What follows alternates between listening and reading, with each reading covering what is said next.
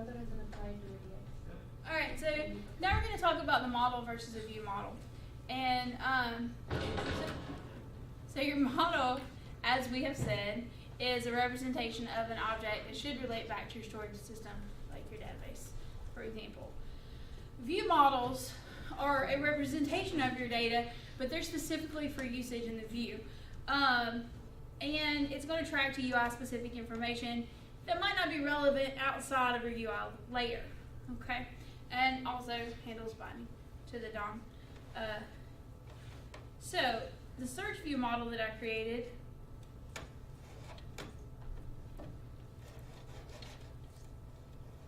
my mouse is not working. What's going on? Sorry. The search view that I created, here, the search view model is the only thing it had in it was a VIN and then a list of vehicles, because the idea behind it is that you're going to be searching for some vehicle by the VIN. So you saw where we used it, we actually had the text box there for the VIN to be entered, and then presumably if there were data, you would get back a list of vehicles that would match the VIN. In our case, hopefully it would only be one vehicle that had that particular VIN, since they should be somewhat unique, but not necessarily. And also, I guess it would depend on whether you keep the data correctly or not. So, but it does allow you to pull that information back. So that's not specific. It's not like we have some database called search where we're holding a bunch of search results in it, right? This is just to create the user interface so that they can search for a vehicle. And sometimes you might have 2 or 3 fields that you're going to allow them to search by, and you can include them all in your search view model. And then they can search by whichever one that they like. So at that point, you can have them retrieve the information and filter it back and give them what they're looking for. All right. Excuse me. So we use view models a little bit in MVC. They're a little more common now. I know that in the model view model, right? Like that design pattern, you see a little more in like the WPF. Is that right? Yeah, WPF. Than you do necessarily in MVC, but you still see view models in there. So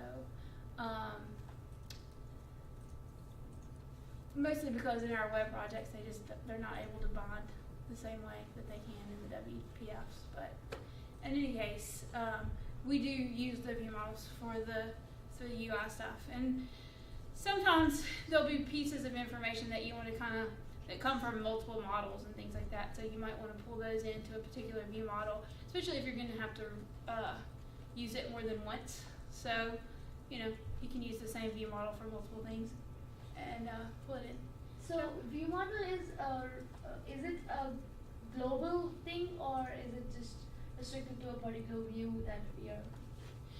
You can still access it. I mean, it's going to have the same scope that depending on how you define it, but it should be the same as your models. When I declared mine, I'm going to try to pull this out and see if I can get this to work. Yeah, there we go. Let me get out here, and we'll go look at it in our actual project. So I just created a view models folder just to make them distinct from my actual models. And so the search view model, I can still access it just the same way that I was accessing vehicles or person in my view. You won't use it like going back through to actually go to your database. You don't necessarily. How does Visual Studio differentiate between a view model and a model? I mean, it doesn't. Depending on how you use it is the only difference. It's just a class, just like anything else. There's no difference with it.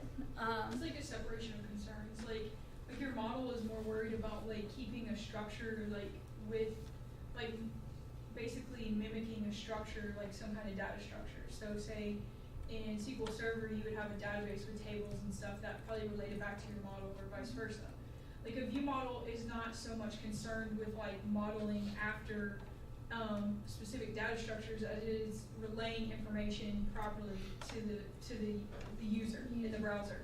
And so like there are things like for instance with the search view model, what she's saying is that search view model, like the search, we're not going to store that in the database. It's the search view model exists only for searching by VIN and then listing those vehicles that are returned to the user. So it's a view model in the sense that we're taking some things from the model, but it's all for the purpose of the UI. Does that make more sense? Mm-hmm. Okay. And you can see here, this is how we use it. The only difference is that, I mean, my namespace just has that extra view models in there from the folder that we put it in. But we use that here as a model. But add vehicle, so we did this the same way. We just listed the model. It's strictly how you use it as the developer, is not. So Visual Studio doesn't differentiate. But good question. All right. And you create it exactly the same way. You just create a new class, set up whatever fields that you want in it, and then you can use it just like you use your other models. So typically, if you pull this, well, you can map your information from your view models directly to your models before they, if you're pulling data in. But, so it's like, so basically it's something like that. I'm selecting some n columns out of m columns from a database, and I have to put them on the UI and on the view. So instead of making another model for it, we just make a view model. Yeah, and you can just. If it's just a matter of reducing the columns, you can use your view and just hide those other columns. There's nothing forcing you to have the controls for them, but yeah, if you were doing it from like multiple tables. Yeah, multiple tables, yeah. so you make okay. a view model. Yeah, you can do that. All right. Any other questions?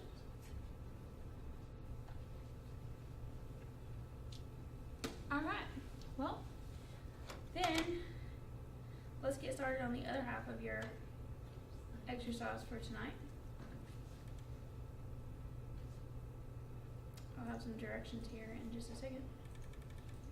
And I'll try to, when I split these up, I'll put the assignment part. Okay, so we already created your models, and now what you want to do is create the views for, we had those three methods that we created. Few were here Friday. We had one that was supposed to add a contact, is that right? I got it up here. Hold on.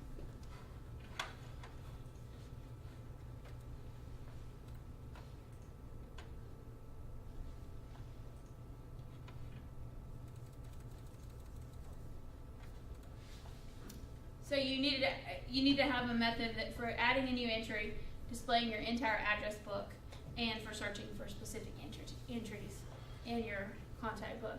Now, again, we don't have data yet, so what you want to do is just set up the structure for it. So create your view so that you can actually see that. You won't have anything to pull yet, but you can set it up so you can add a new entry and read in what you're supposed to search for and display the list. You can set up the views for them, and you may use scaffolding if you so choose, but don't make sure that you edit it and don't include all the extra links for stuff that is not required on there. So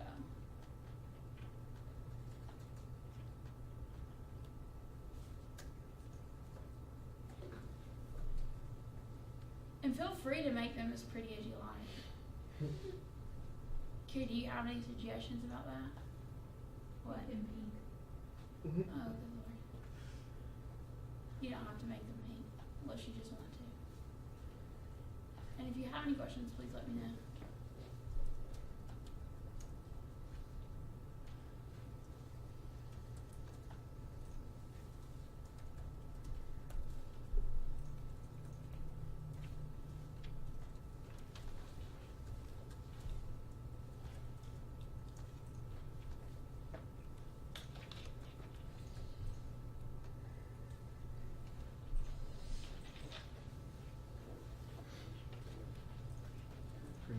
this?